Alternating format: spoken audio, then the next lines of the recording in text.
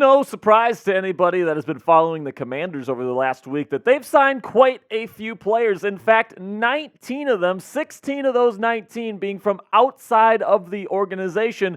And lo and behold, they still have the most cap space in the National Football League. Well, today, I'm going to be breaking down all the moves that the Washington Commanders and their new GM, Adam Peters, has made here over the last week here through the first week of free agency. I'm going to let you know what I think about this team now as we head into the next phase of the offseason. But before we get into that, we're going to be really diving into our draft content here on the Commanders Report over the next several weeks leading up to the 2024 NFL Draft. We're going to have the latest draft news and rumors for the Commanders. We're also going to have in-depth scouting reports on all the top prospects, especially at the positions of need for the Washington Commanders, positional rankings for all those positional needs as well. And then we'll have weekly Commanders mock drafts here on the channel. Tomorrow or Wednesday, we'll put another one up here on the channel. And then, it's all 100% free. So do me a favor right now, click that subscribe button for the most extensive Commanders coverage money can buy here on YouTube, 100% free. So now let's get into the grades here, and let's start with Austin Ekeler, the new running back. And I do believe he's going to be the number 2 running back here. And listen, Ekeler definitely lost a step last year with the Los Angeles Chargers. You know, if you're getting the Austin Ekeler of a couple seasons back, where he's a fantasy god, then this is going to change into like an A or an A+, all right? But right now it's at a B-, because I think that he provides a nice little element to the offense here where he's going to be that third down receiving back, all that stuff, but I don't think he's the dynamic player he used to be, and I think that the Commanders are paying him a little bit too much, at least for my blood. Then we get to Bobby Wagner, who was really the big, probably splash signing that the Commanders have done so far in free agency.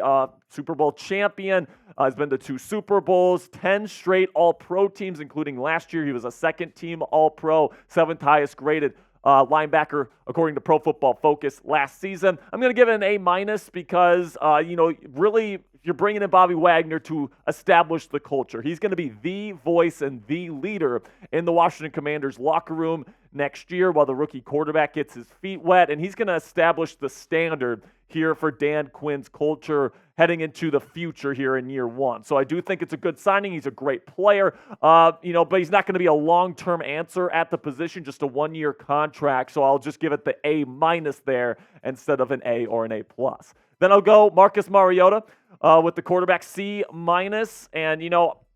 I'm going to be frank with you guys. I don't like this move. Even as a backup quarterback, when he had to come in last year for Philly, he did not play well. When he had to come in, when he was a starting quarterback for the Atlanta Falcons 2 seasons back, he was not good there either. So, and throughout his career, he's never been somebody that really leads to a lot of winning at the quarterback position. And I just don't really feel like if the quarterback that they end up drafting at number 2 isn't ready, it's like I feel like the Commanders are going to lose every single game that Marcus Mariota plays in. So it's like that's not really what the feeling you want to have. Even as with your backup quarterback, you want to feel like, especially with what they're going to be paying Marcus next year, you want that to be a high-end backup. And honestly, I see Mariota as like a mid to low-level backup quarterback at this point. I think they severely overpaid, so I'll give him a C-. Then we get Zach Ertz, who's another veteran being brought in here to kind of establish the culture here under Dan Quinn.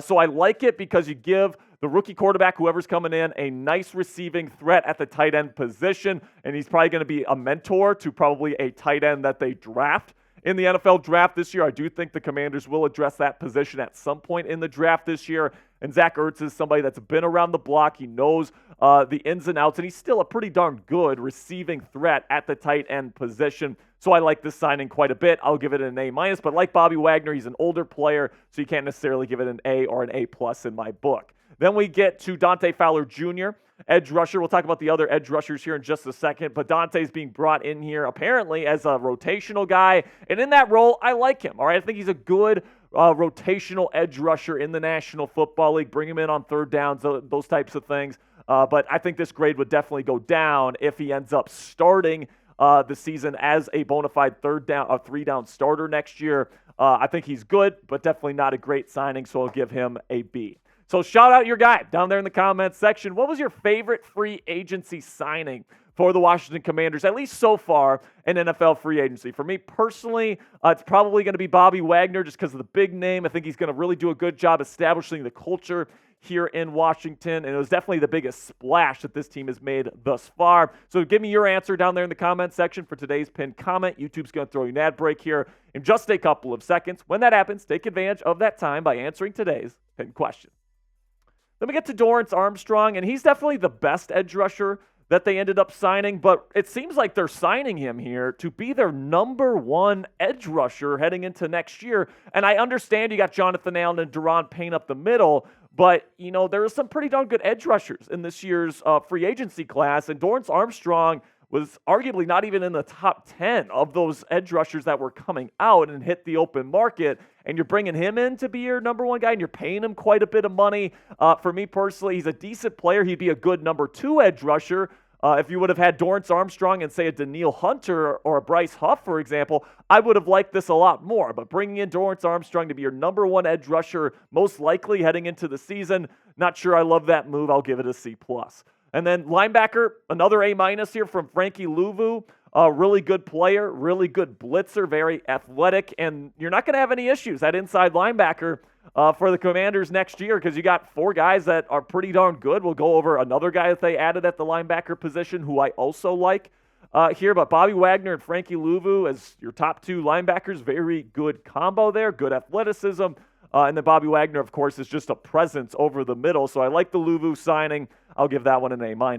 Then for the center here, Tyler Biadasz, I'll give it a B+. He's a solid center. He's not like the best center in the world or anything like that, but he's definitely good enough to survive, and he's good enough to survive as a pass protector. So I'll give that one a B+. We got Efe Obada here. Another defensive lineman. He's got versatility. He's a little bit of a bigger guy. I think he fits the system. It's a good, not great signing here in my opinion, so I'll give that one a B as well. But then one of my favorite signings here at strong safety, one of the better fits, Jeremy Chinn. I'll give that one an A because I love the fit between Chinn's skill set and Dan Quinn's defensive system. All right, he's going to be moving down into the box. He's going to be able to be physical. This is a perfect fit for him. And right now, I think that the Commanders probably got a really great deal on him in terms of value because he was kind of placed in a mismatched system there with that Fangio-style defense they ran in Carolina this past season. Didn't have his best year, so his value definitely got driven down. But here in Washington, I think he has the skill set to thrive, and I can't wait to see what he looks like in a Commander's uniform. Now, before I give out the rest of my grades today, make sure you guys go to our friends at Fanatics here by using our link, chatsports.com/DQ, to rock the Dan Quinn backwards hat look during game days this year. It's a very stylish burgundy hat here with the logo on there. You can wear it backwards. You can wear it forwards if you want to. I don't really care. You guys can do what you want with it. But, man, I know I'm going to be rocking my backwards Commanders hat during our watch parties next season. I can't wait for that. So make sure you guys click the link down in the description or go to chatsports.com/DQ to get this awesome Commanders ball cap in your collection today. All right, so now let's move on to Clelin Ferrell, who's expected to be the other starting edge rusher. I mean, according to the updated depth chart here, it's supposed to be Dorrance Armstrong and then Clelin Ferrell as your number 2 edge rusher. And, I mean, frankly, guys, I don't like that, all right? I understand that you got 2 really good defensive tackles and Dorrance Armstrong's a solid player, but Clelin Ferrell, to me, is like a versatile kind of rotation piece. He's not a starter, all right? So I do think the Commanders are going to probably be going out and getting a rookie edge rusher to maybe take the reins as a starter right away, especially atop the second round this year. There's some good edge rusher value there. But Clelin Ferrell has the plan at edge rusher 2 heading into the draft. Don't really love that plan, if I'm being completely honest with you, so I'll give that one a C-. Then we'll go Michael Davis, the signing that happened today, actually. Good corner. He can play on the outside. He did a good job in that Vic Fangio-style system that Brandon Staley ran there in L.A. the past several seasons. Now he's going to be coming, and he's going to be playing in a very physical man coverage type system that he hasn't really played in before, so I don't really know how well he's going to fit. But this move also indicates to me that the Commanders are going to be putting their full trust in Emmanuel Forbes at taking on the number 1 receiver every single week. And, I think he'd be probably more comfortable in a number 2 role, at least to start the season.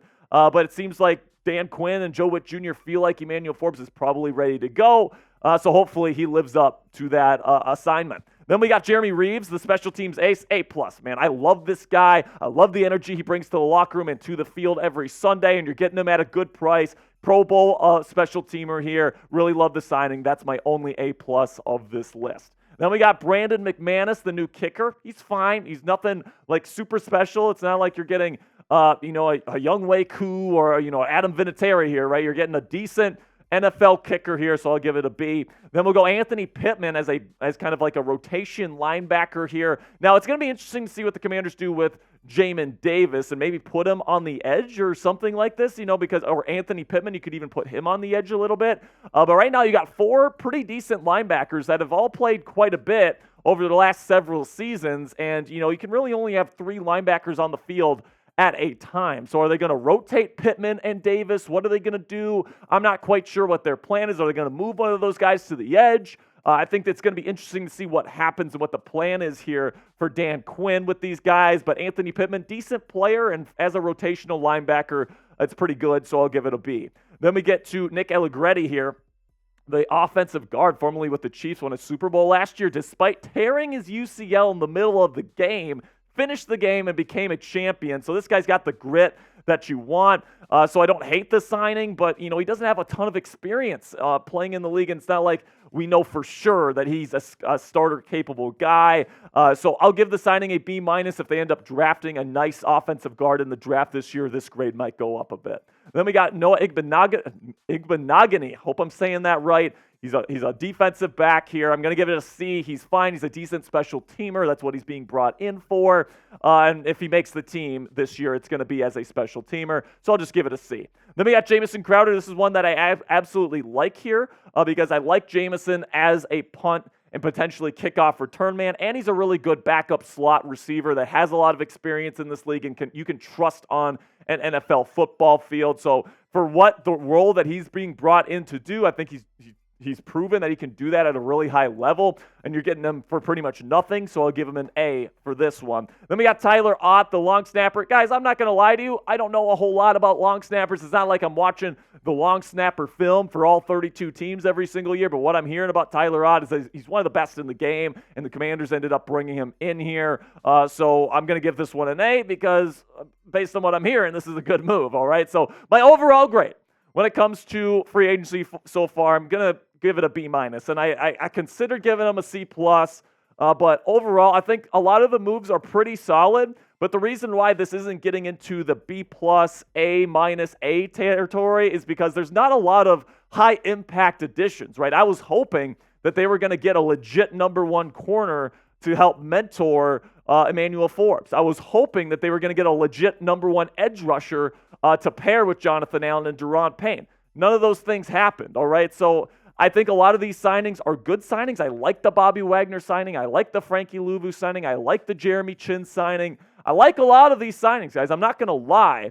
But there's not a lot of these super high-impact additions that are going to completely change this team from a team that's drafting number 2 in the draft this year to a team that could potentially make the playoffs next year, all right? You need a significant jump. And right now it seems like this team is going to be relying on a lot of rookies to kind of provide that juice and to provide that kick.